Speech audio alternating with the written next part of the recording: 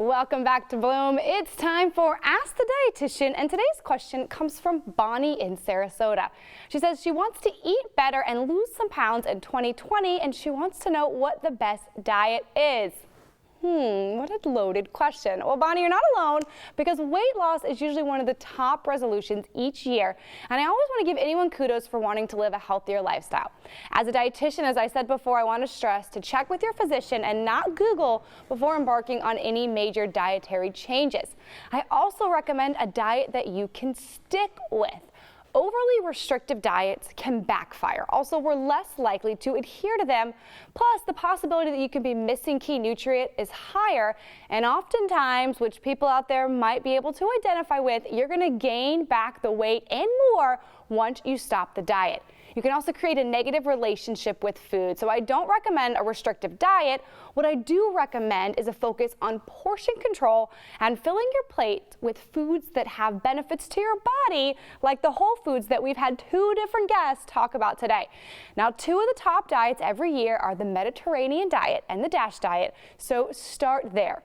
Next, rather than focusing solely on a tricky to maintain weight loss diet, I think you're better off adopting healthy lifestyle habits that will improve your relationship with food and fitness and help you lose weight in the process. So here's some of the most promising research behind tactics that could actually help you reach your goals in 2020.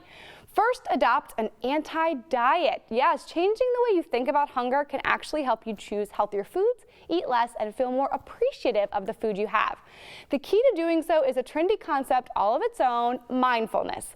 Simply put, mindful eating is the complete antidote to dieting. It's about listening to your internal hunger cues and responding to them instead of trying to ignore them and shut them off. Much like you would focus on your breath in a more traditional mindful practice, mindful eaters focus on eating. The goal is to eliminate distractions and notice all of the details of the meal in front of you.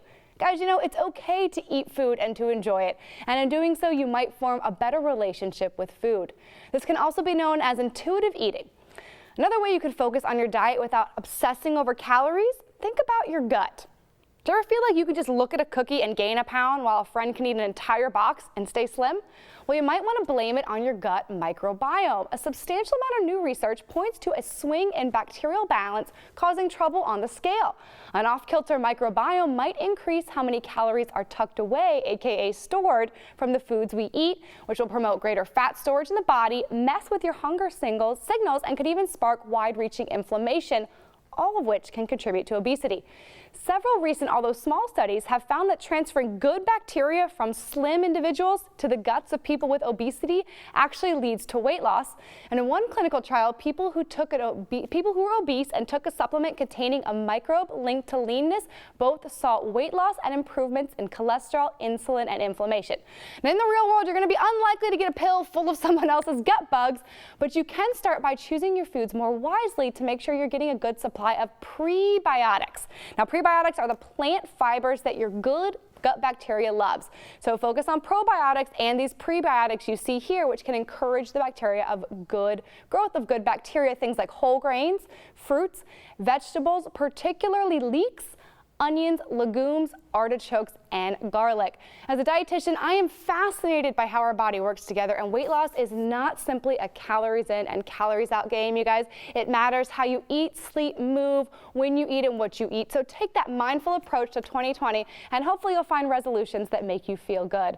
If you got a question, email us, bloom@wfla.com, and I might just answer it. Stay tuned. We'll be right back after this.